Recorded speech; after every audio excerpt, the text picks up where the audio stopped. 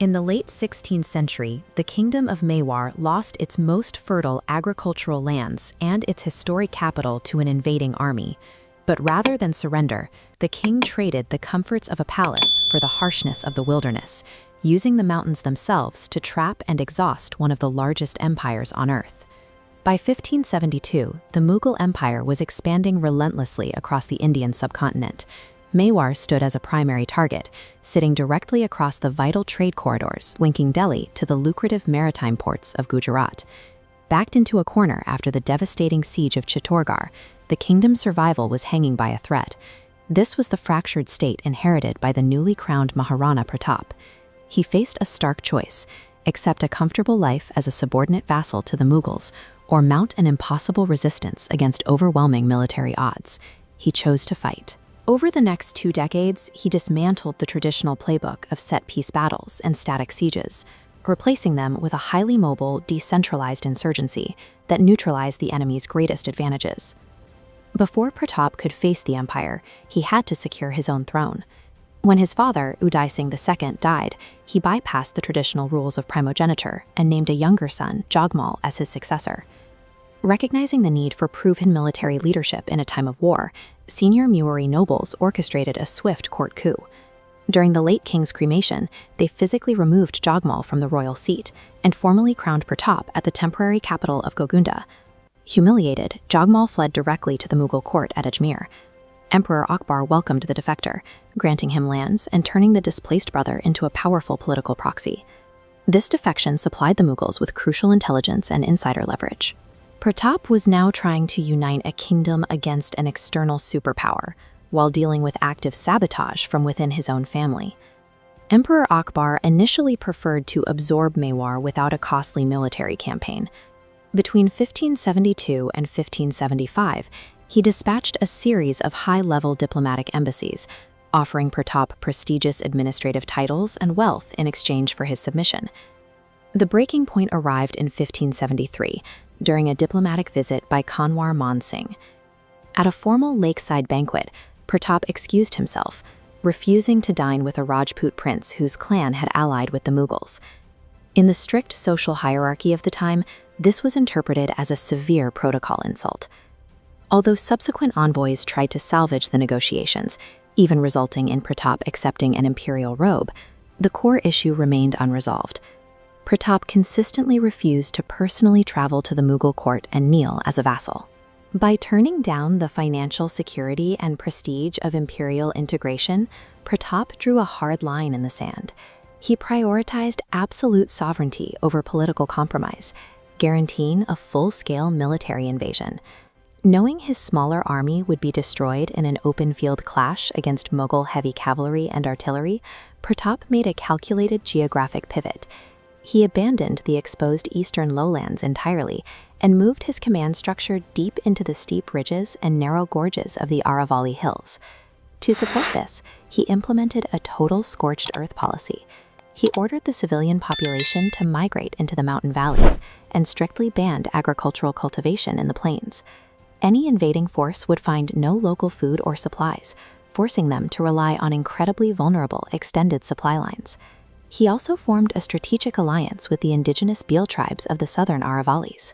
Breaking away from rigid feudal norms, Pratap integrated their archers into his core military ranks, gaining soldiers who intimately knew the rugged terrain and could strike from hidden elevations. He willingly sacrificed the symbolic prestige of defending a wealthy, static capital. In return, he gained a natural fortress where Mughal siege engines were useless, and where his lighter, highly mobile cavalry could ambush and vanish at will. In June 1576, the imperial army finally marched on Mewar. Pratap lured them toward Haldighati, a narrow mountain pass less than a mile long. Within this tight, rocky gorge, the vast numerical superiority of the Mughal forces was neutralized, as they simply didn't have the space to deploy their formations. The initial Mewari charge shattered the Mughal vanguard. The engagement quickly devolved into a brutal, close-quarters melee in the center of the pass, where massive war elephants dueled in a chaotic crush of soldiers, completely stripping away any organized tactical command. Spotting the Mughal commander, Pratap drove his warhorse Chetak directly at the enemy general's elephant. Chetak reared up, planting its hoofs on the elephant's head, allowing Pratap to hurl his spear. In the violent clash, a sword attached to the elephant's tusk severely severed one of Chetak's legs. Surrounded and with his mount bleeding out, Pratap's capture seemed imminent. But a loyal noble, Jala Man, seized the royal umbrella and insignia, drawing the entire focus of the Mughal attack onto himself. This decoy maneuver bought the wounded Maharana enough time to escape the valley. The Mughals eventually secured the physical battlefield, but the prize they needed eluded them. Because they failed to capture Pratap or dismantle his military leadership, their tactical win amounted to a massive strategic failure. The following years tested the limits of the resistance. Mughal forces systematically occupied key forts across Mewar, pushing Pratap's administration into remote, hidden caves. Resources dwindled so low that the royal family and their soldiers frequently survived on wild forest provisions. Just as the army faced imminent disbandment due to an empty treasury, the royal financier, Bama Shah, intervened.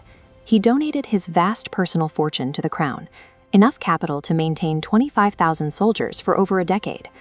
This map shows the network of 36 Mughal military garrisons occupying Mewar at the time. With a revitalized army, Pratap launched a sudden counteroffensive in 1582, targeting the central garrison at Dwyer. A decisive cavalry charge crushed the imperial outpost, shocking the Mughals and triggering the surrender of tens of thousands of troops. Dwyer was the tipping point.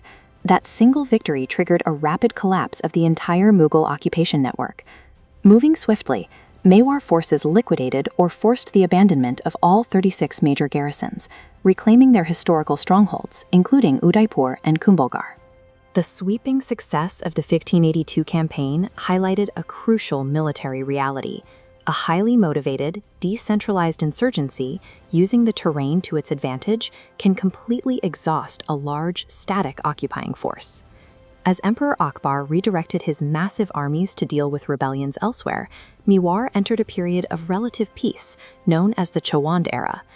Pratap secured his borders, allowed the local agricultural economy to recover, and patronized a new, flourishing wave of regional art and literature. When Maharana Pratap died from a hunting accident in 1597, he passed away within his own capital, completely independent. Despite facing one of the most powerful empires in human history, he never once knelt as a vassal. His refinement of mountain guerrilla warfare did not disappear with him. Decades later, these exact defensive principles and scorched earth tactics were studied and deployed by Chhatrapati Shivaji, who used them to build the formidable Maratha Empire. By walking away from his palaces, Maharana Pratap preserved his nation. He proved that true sovereignty does not require a throne room or a wealthy city. It relies entirely on the resilience of a people and their absolute mastery over the land they call home.